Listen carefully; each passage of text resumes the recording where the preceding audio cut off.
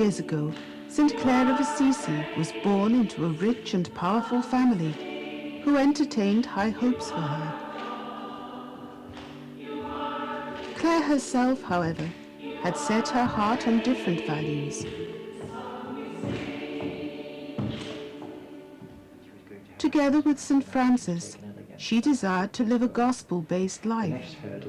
Clare brought to her newly chosen life sensitivity and steadfastness of mind.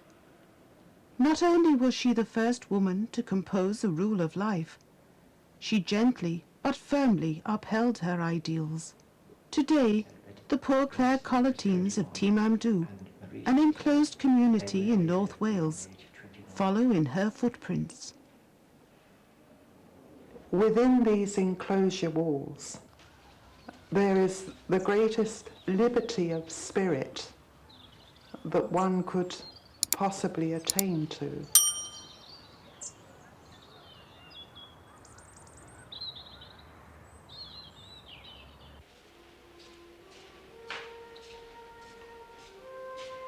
I travelled about 13,000 miles to become a Catholic and a Poor Clare.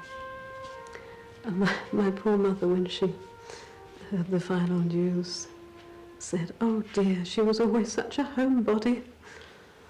And my father took a slightly different line.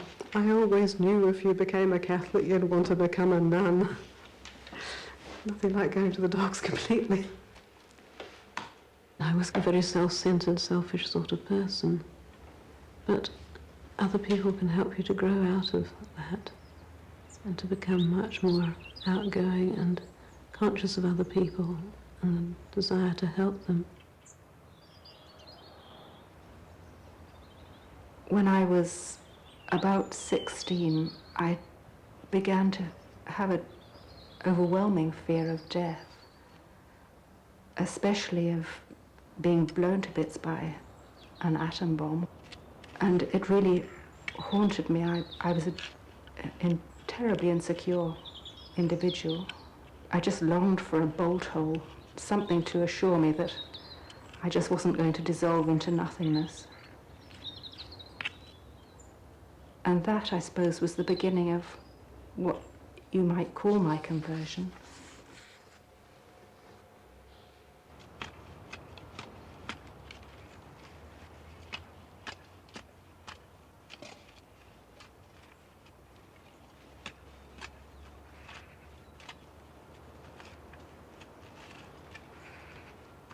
I had very negative ideas about the religious life before I entered, having been a non-Catholic and having had no contact with nuns and never been near an enclosed convent in my life.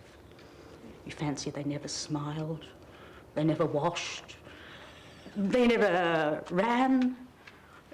You didn't know quite what they do except pray all day, which you felt was a bit beyond you. Well, I found it was entirely different. And I found that the community was a real family.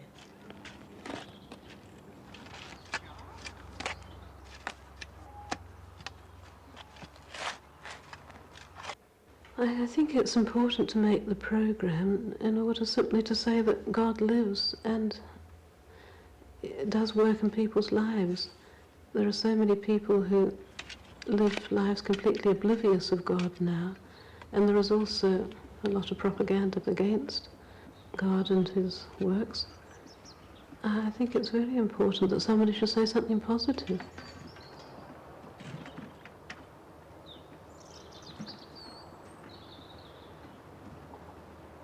So Clare ran to the church of St. Mary of the Portiuncula. There her hair was cut off, and she received the holy habit of the brothers.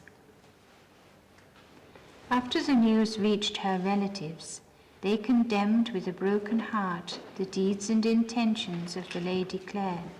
Banding together as one, they ran to the place, attempting to obtain what they had no right to. I went home and I told my parents I was going to be a nun, and they absolutely exploded, you know. They thought it was very abnormal. They thought marriage was the normal for a girl like me. I should put away all these fanciful notions of being a nun. And I did. I got married to a friend who I'd known for some years. But of course, it didn't work because it still wasn't enough.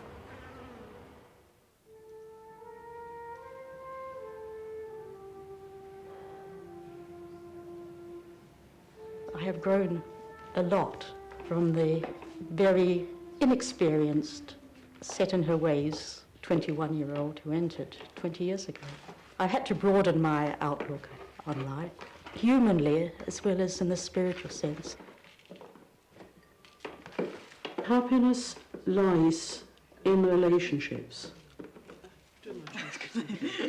If I looked at Sister Ruth, I could consider her an unwanted person, and she could look at me as an unwanted person. Her father was a Jew, and I am German. I said, we'll either now be at odds or learn to build a bridge. And she took my hand and she said, we'll build a bridge.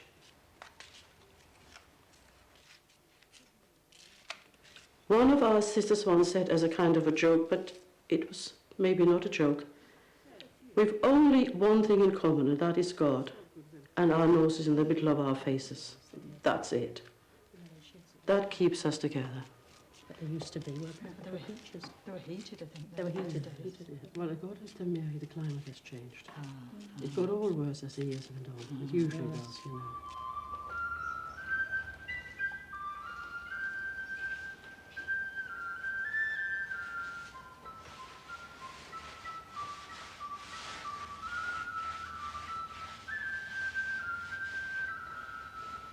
Take this, all of you, and eat it. This is my body which will be given up for you.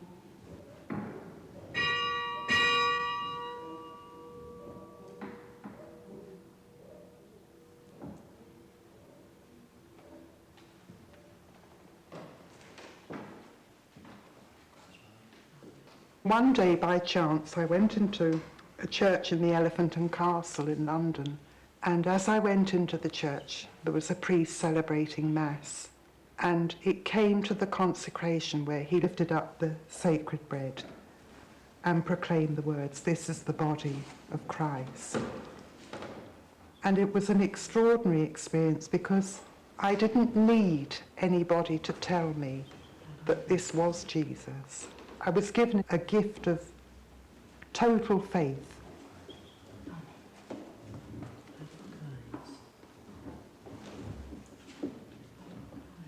I was very blasé. I thought it would be interesting to do a bit of social work and study these Catholics at their rites, you know, rather as you'd go into the darkest bush of Africa and study the pygmies. I let myself be lured by the sisters to going to Mass. I didn't know what it meant, but I was aware that something very tremendous was happening.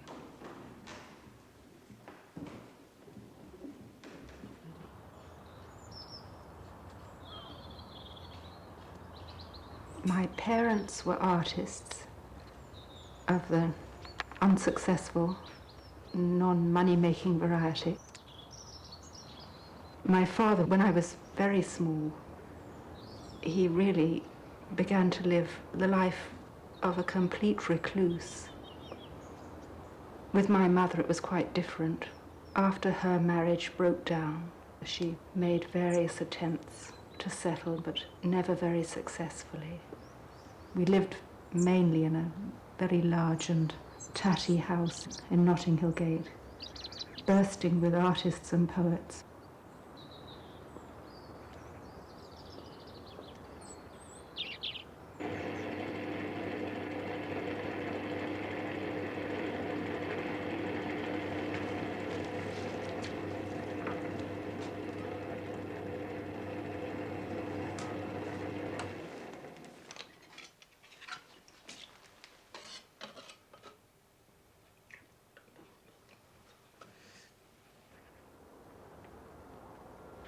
I found the element of facing up to a sort of barrenness of the work every day. Terribly hard. I used to feel almost as though I was going to be martyred when I went out to the garden. It sounds terribly exaggerated, but it's true. And I found it, to put it mildly, excruciatingly painful, boring beyond words. I used to long for somebody to call me in. People rarely ever did. And I really had to struggle with it. But very gradually that experience changed into something much more positive.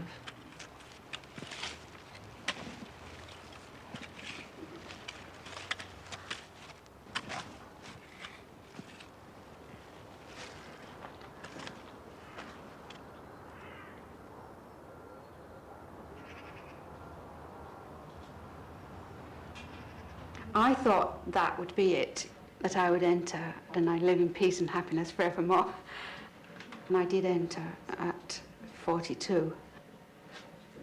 I realise now I haven't even scratched the surface of what's possible in our relationship to God. I have a long, long way to go. And I'm learning to let go of my own opinions, and I'm trying to stop throwing myself about as if I own the place, you know. It's a gradual process, and I think it will go on until I pass into heaven and I meet God face to face.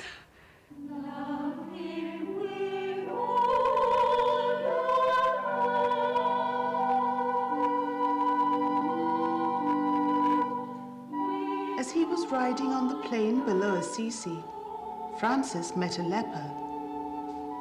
The encounter took him completely by surprise, and Francis felt sick at the sight before him. Then he remembered his resolve to follow Christ and the need to overcome himself. It expressed your rebelliousness. I very much wanted to have my own bike. If it weren't for the call from God, I'd still be living in the bike world, I'm sure. I found it very hard to leave it in some ways. Bike religion is totally all-embracing. Absolutely everything in your life circled around it, very much in one sense as our life is here now. You're a community, almost an isolated community in some ways. I'd been flat in it for a few months, and I figured that if I went back to my parents, I'd be able to afford to buy my own bike. So back I went.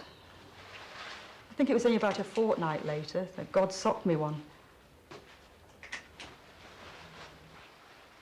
I knew right from the start that I should become a Catholic and become a nun. Then after a while, the questions started coming. I couldn't quite imagine any convent wanting the likes of me.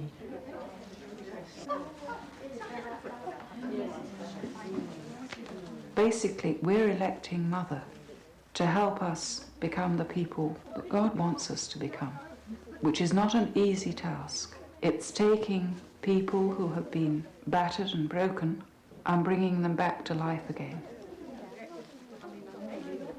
The dearest and most beloved friends I've ever had are in this community. It's a true, lasting relationship that you have with these sisters. There's a wonderful family spirit. Have you any spare onions? I've probably felt a lot in the past about what my parents did or did not do for me. It's become much clearer to me now that what our parents do or don't do does affect us, but it isn't the last word. In fact, we can often become much more enriched people because we've suffered than if we were all brought up with perfect family backgrounds, if there are any people who have had that experience.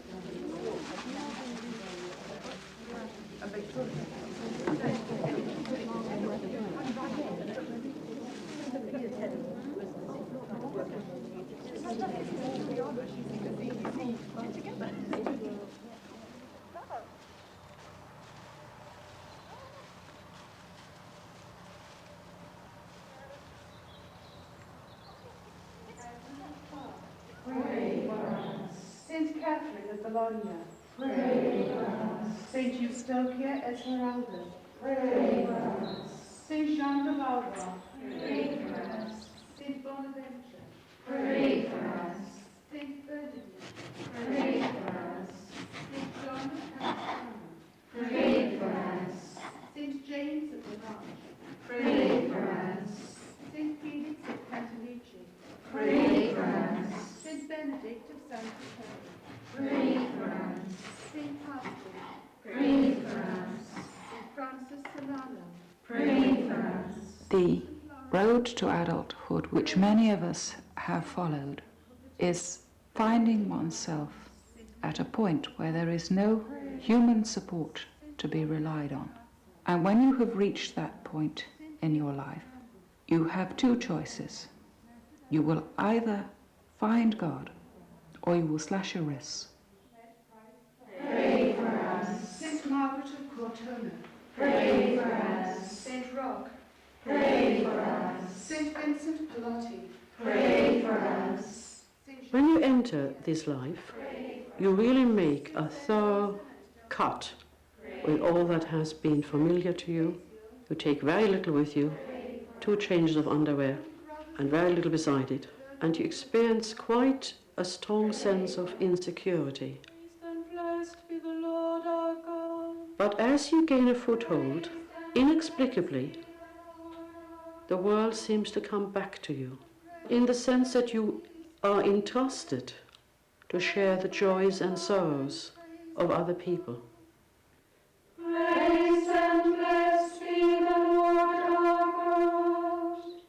May the right hand of the Father bless this humble gift of love.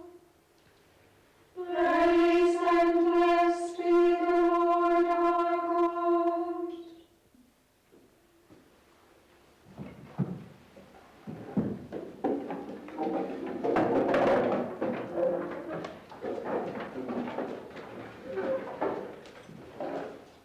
At a time when St. Francis was staying in the town of Gubbio, something wonderful and worthy of lasting fame happened.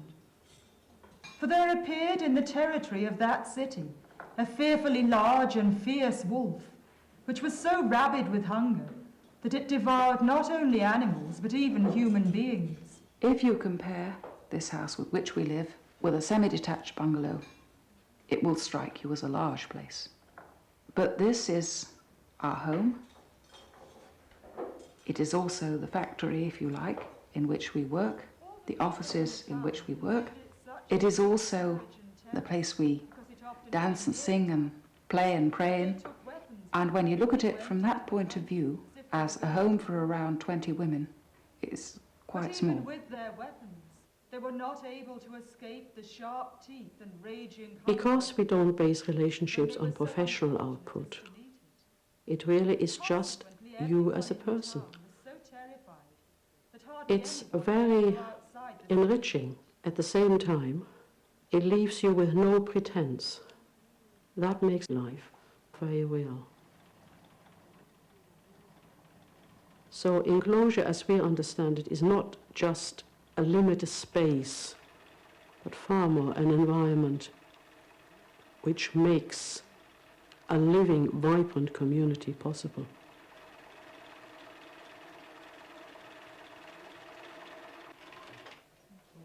I've never doubted my vocation for a moment. I've never wanted to leave. I've never doubted for a second that this was what God wanted from me and where He wanted me to be.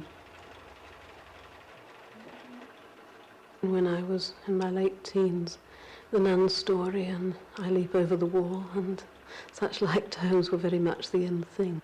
I remember thinking, good heavens, there must be some happy nuns somewhere. So I hunted a bit further and I found a book called A Right to be Merry. That was about poor CLares. And I didn't know such things existed, and it hit me tremendously.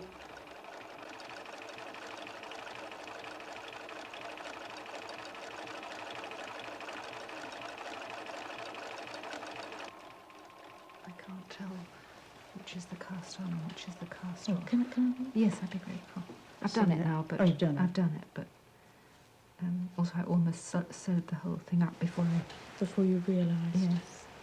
I think that's the problem about it. I prefer the other ones where you can just knit from the feet up. Yes. The probably was hard to sew with. Well, It was the only thing I could have put my hand on at the time. It's probably meant for cardigans and jumpers and such like. Yes. No, I didn't, Never like to, mind. didn't like to turn out everything to find something better.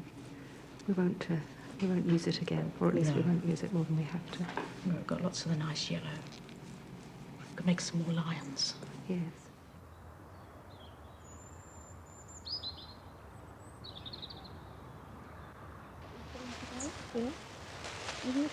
People often say to me, Sister Agatha, you're a free spirit.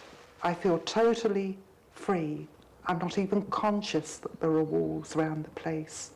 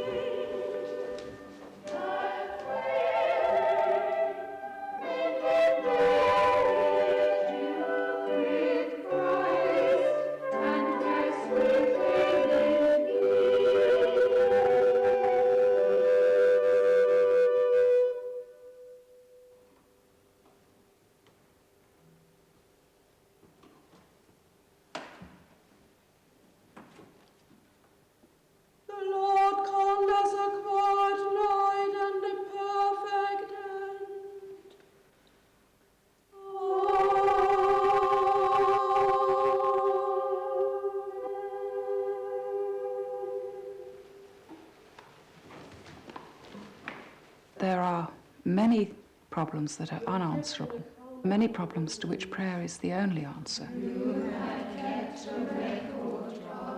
There are many isolated people, many suffering people, whom we will never know ourselves, but whom we believe will be touched because we are here, praying and praising God.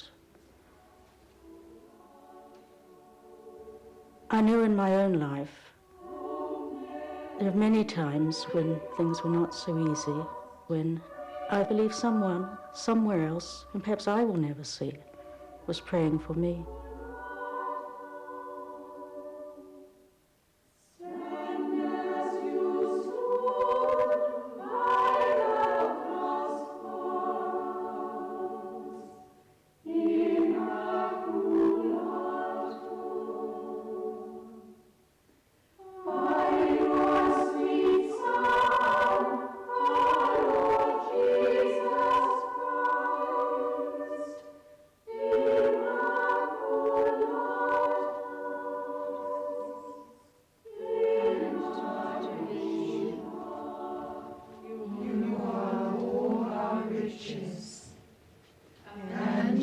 suffice for us.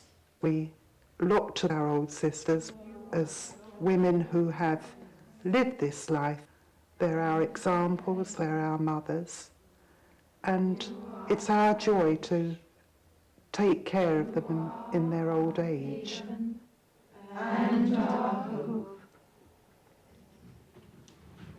You are three and one, Lord God, all good. You are good, all good, supreme good. Lord God, living and true.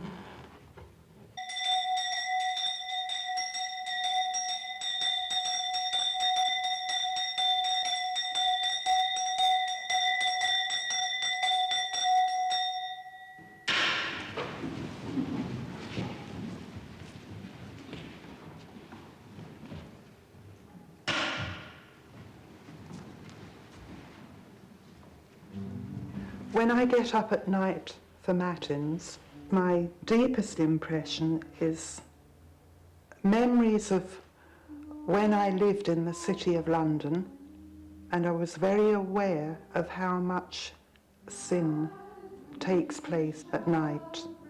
And these are the souls that I pray for, weep for, suffer for, in a sense. Christ is the Son of Mary. Come, let us adore him. Christ is the Son of Mary. Come, let us adore him.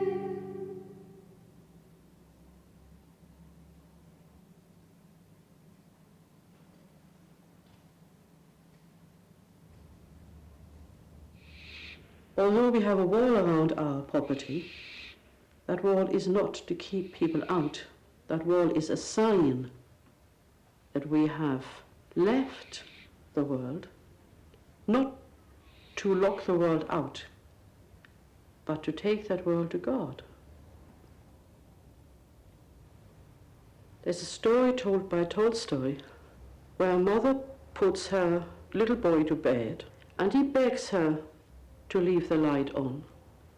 And she says, no, no. And he says, but you see, I need to see your face.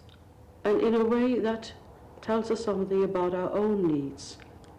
Because God is invisible, we need to see people who know about God, and we need to see their lives.